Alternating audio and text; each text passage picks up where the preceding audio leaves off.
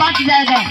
कहे का सुना ये बाबू अभी बाकी न बारी छाती पी होता है चौकी के पाली।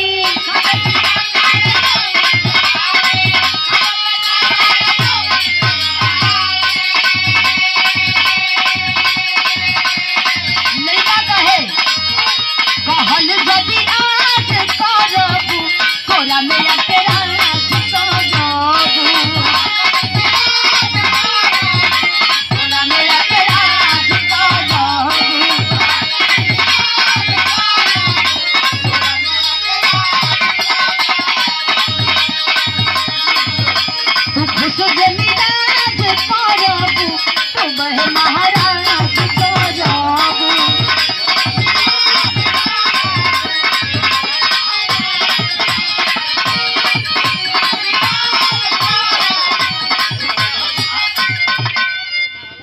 जो